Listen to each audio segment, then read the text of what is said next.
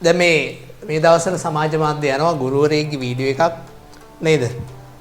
කොරියාවේ වැඩ කරන අය මුට්ට කර ගහනවා, টয়ලට් හොදනවා, කොහොම කියලා වීඩියෝ එකක් යනවා. හරි. මම අවශ්‍යනේ ගුරුවරයා පෞද්ගලික වශයෙන් දන්නේ නැහැ ඇත්තටම. නමත් හරියට මතක නැහැ. හරි. ඉතින් මෙච්චරයි කියන්න තියෙන්නේ. ඉගෙන ගත්තට හැමෝටම මුනේ නැහැ. තව දෙයක් තමයි කොරියාවට යන ශ්‍රී ලාංකික ශ්‍රමිකයෝ টয়ලට් හොදන්නේවත්, පිඟන් හොදන්නේවත්, ඊට පස්සේ මුට්ට කර ගහන්නේවත් නැහැ. හොඳට මතක තියාගන්න. ඒ ගැන දන්නේ නැතුව තමයි ඒ ගුරුවරයා එහෙම කියලා තියෙන්නේ. තව දෙයක් තමයි ගුරුවරයෙක් විදිහට ඕනම ආංශික රැකියාවකට ගෞරව කරන්න පුරුදු වෙන්න. සමාජය දකින්නවා අනුගත විදිහට. හරි. එහෙම හැසිරෙන්න එපා. හරි. හැම රැකියාවම හොඳයි. හරි. එතකොට ඒක ලංකාවේ ඉඳන් කරත් හොඳයි, පෙරරටකට ගිහිල්ලා කරත් හොඳයි. හොඳට මතක තියාගන්න. ඒක තමන්ගේ කැමැත්ත.